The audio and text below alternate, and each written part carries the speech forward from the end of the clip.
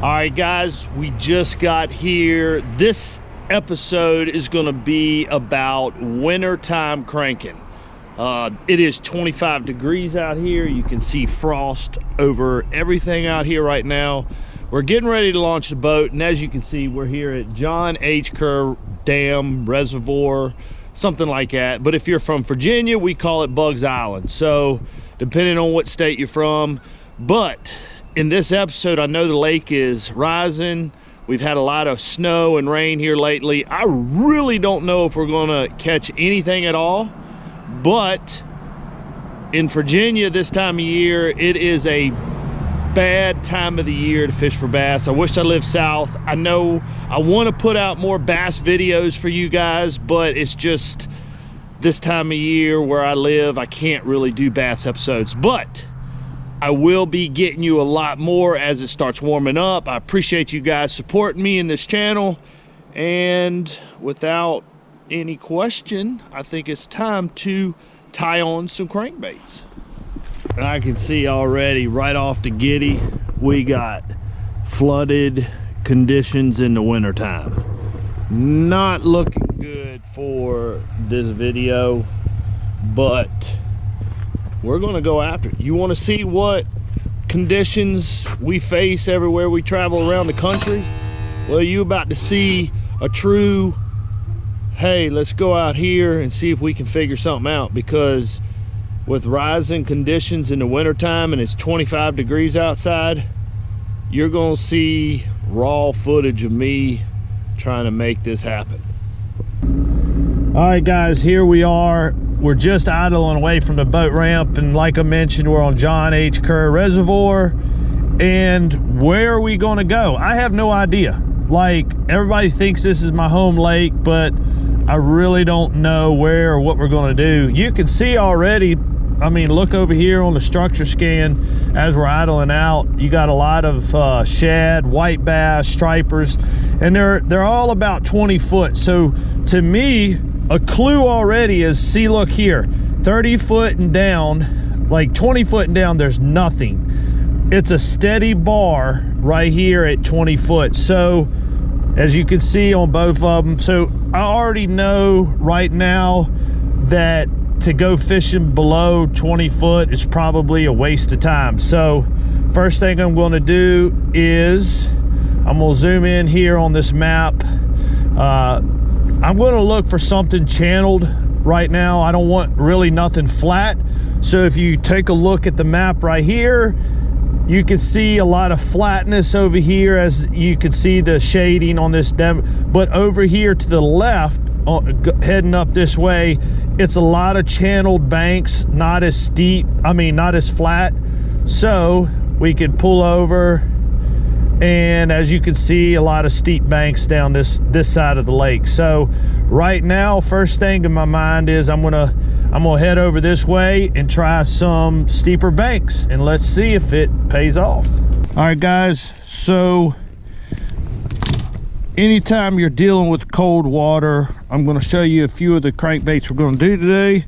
So you can never go wrong with a shad wrap. That's a number 7. I got a DT6 tied on, just a shad colored one. I got another DT6 chartreuse and blue. It's hard to go wrong with that. I got a smaller crankbait, kind of a 6 to 8 foot diving crankbait.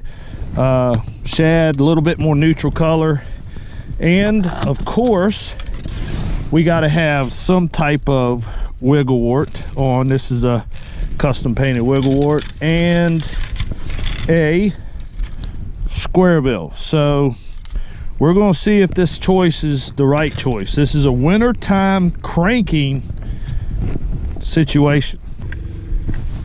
I don't care, I'll keep there. Oh gosh, that really was him. Darn it. If you ever miss one crank and it's cold, a lot of times, even if you stick them, you can come back and catch them.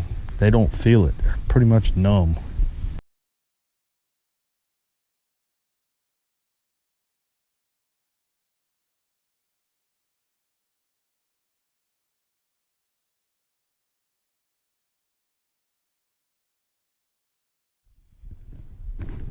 Uh-oh, boys. Uh-oh. We got our first bass. Cranking in the winter. Oh, my boy's wanting to jump, and it's winter time. That's actually 2 bites on this point.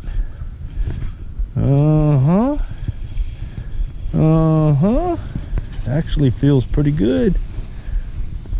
And oh, 2 bites. Yeah, that's a good one. Let's see, 2 hooks in him. Wintertime cranking, baby, 101. So I do want to explain something to you. My first choice of the morning was definitely a crawdad looking crankbait. Anytime the water is below 50, basically it's 46 degrees right now. Anytime the water is below 50 degrees, typically crawdads end up burying themselves. They hibernate for the winter. And crawdads are one of the best things, #1 food that a bass desires is a crawdad. So when they disappear and they have an opportunity to eat a crawdad, they're going to take advantage of it. So right now their taste buds are still left over from crawdads, and using a crawdad instead of a shad like you would in the dead of winter is my #1 choice. So fish #1. All right, as you can see, we just came around. I passed up all this flat looking stuff and come around, and as you can see, we got some channel swings. Now this is back in a little pocket, so we're gonna try and get a feel for what, you know, if they're back here. You know, anytime you're breaking down a lake, you have to keep playing your cards. So playing the cards would be like, hey, let's go try in the back of a cut. Let's go try a main lake. Let's go way back in a creek. So guys, all we're doing right now, we just caught one on the main lake on some channel rock. We're coming back in a pocket on some deep channels. So there he is, guys. Oh, oh my gosh, that was a good one. Darn it. Ugh. You know, so we just pulled up to the little deep channel point, and as you can see, I just lost one, which was good. And guys, factory hooks, they're typically on a lot of crankbaits, no matter what brand, they're okay. They're okay. But if I probably would have had some sharp hooks on, I would have caught that fish. But the good thing about it is that was a clue. That was a definite clue. We came to the inside point on a pocket and caught one. So I'm going to change hooks. This is a DT6. This is like, you know, a number 6 style hook. I'm going to go to probably two number 4s. Okay, 2 number 4s is what I'm going to go to. Everybody has their choice of hooks, guys. I know they do. Everybody can get, I mean, you can literally get into some heated discussions with people about hooks, but my choice is just the old bronze round bend. I like round bends. So now we're going to put officially some good hooks on. That would have been fish #2 if I would have had probably some good hooks on. Oh yeah? Well, like what is, oh really? I got paid $300 for the drone, and then the solar was like $200. But what can you get a turn key for? I mean, you could probably find one on, I look on the Facebook store all the time, and they're on there for three. There he is. There he is. Just when I got to thinking that the pocket was, uh-oh.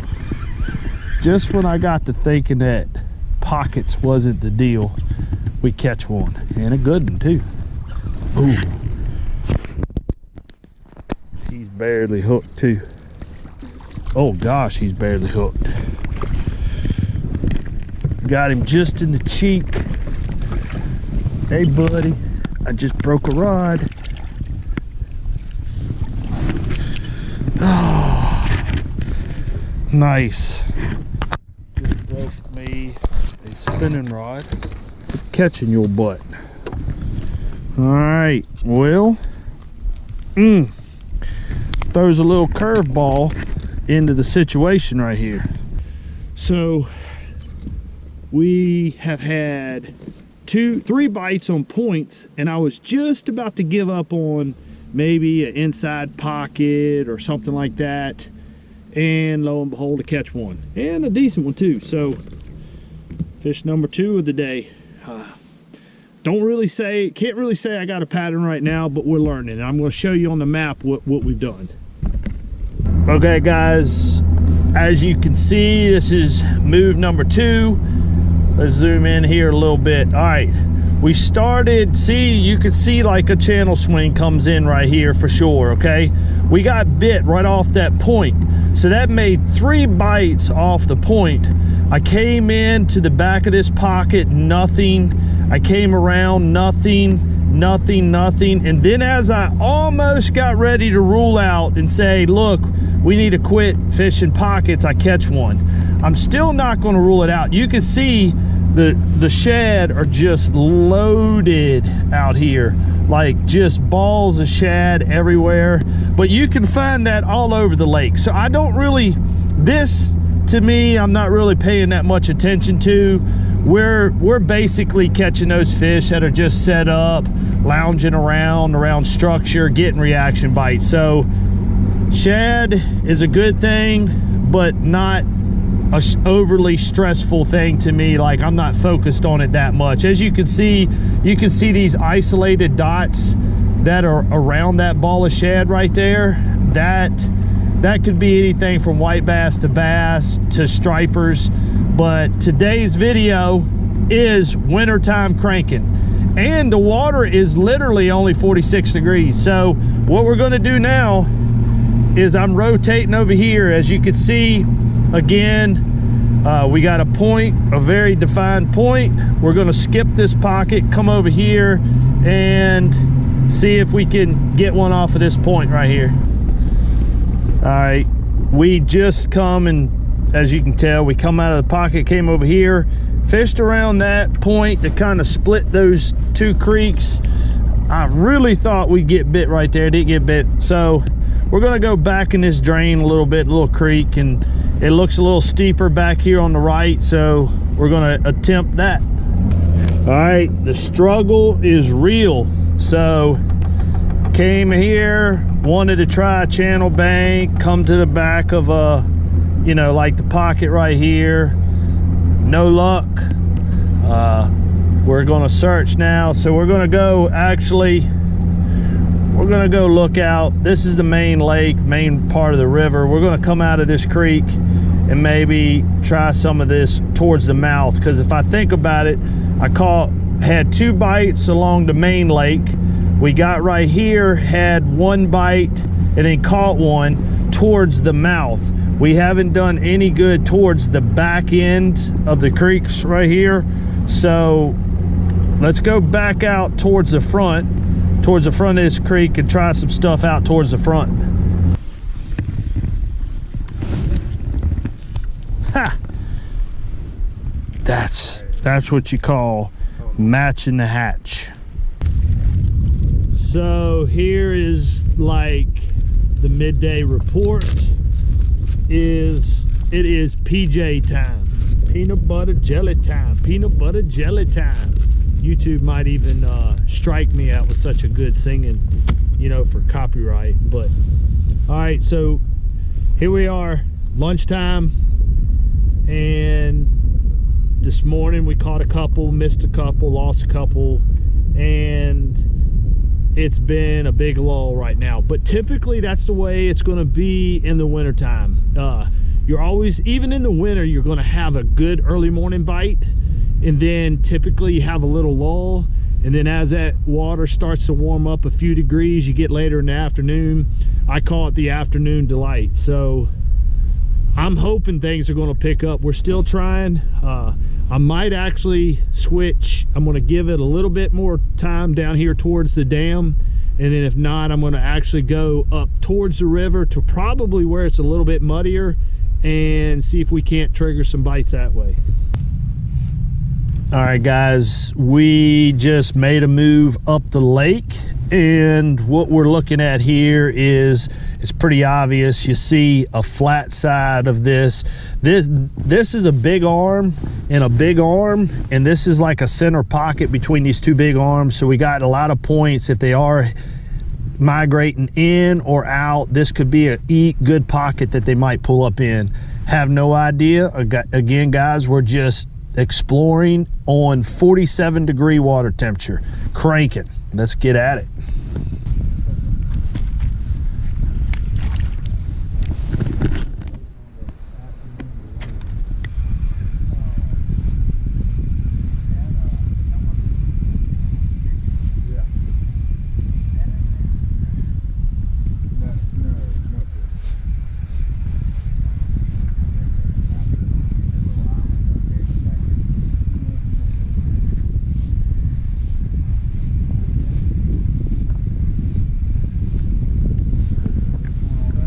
There he is. There he is.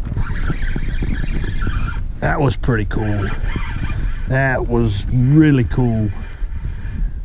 That feels like a good one. Uh-oh. Uh-oh. Uh-oh. Man, you don't want to... Look, barely hooked. Barely hooked. One flipper. Yeah. The thing about that bite is pretty cool. This is number 3 of today, and we actually came back towards the main lake. So guys, we're building up. Like we're really looking for something. Like if we were practicing for a tournament, I'm learning more and more each time. So remember the previous shot when I was showing you on the map, we actually came back out, and I wanted to try more towards the main lake. So right now, what I'm figuring out is we have not done any good way back up in the creeks, but it seems to me that anything towards the main lake seems to be productive right now. All right, so we're getting ready to make a drastic change. Anytime you are practicing a new lake or trying to establish a pattern or get something going, I've given the area a pretty good chance down in this area of the lake. So if you look, you can kind of see the pattern that I've went. I've kind of stayed generally in this area. So I know we've had a lot of rain, snow, water has come up. It's really tough conditions right now. Water's 47, it's warmed up 1 degree. So what we're gonna do, we're gonna come out of here, and we're actually gonna head further upriver. You wanna, whenever you're looking for a change, it's good to do a drastic change at first and then do subtle changes after that. So we're going to drastically change. Instead of staying in this area, I'm going to come out and I'm going to go way up towards the river area and give it a shot. That way I can decipher what is really working and what's not. So 3 fish, it's about 1:30 in the afternoon, but things should start to pick up.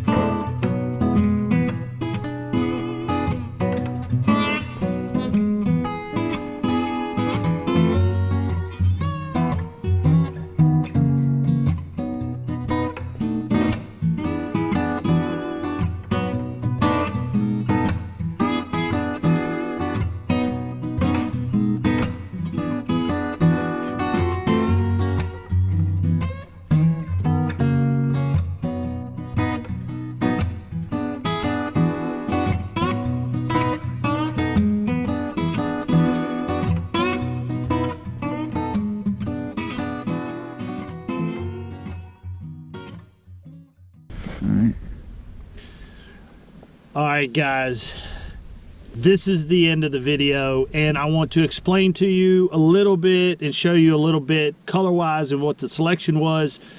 So yes, this was a wintertime cranking video, and would I have loved to throw an Alabama rig, a swim bait, a jerk bait? Absolutely.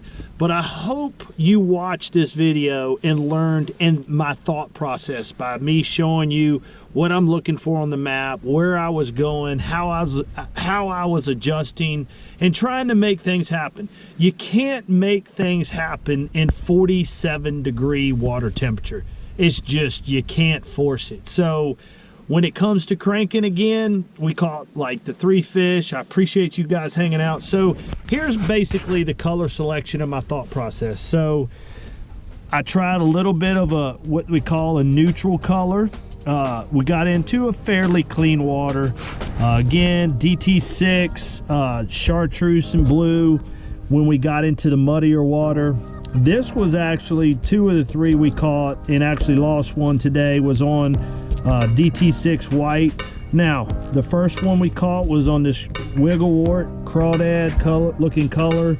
Square bill, 47 degrees. I tried a little bit, just wasn't feeling the square bill. When we got into really muddy water, orange, something that they could see, never had a bite. And I always like a little flash in that little off-colored water.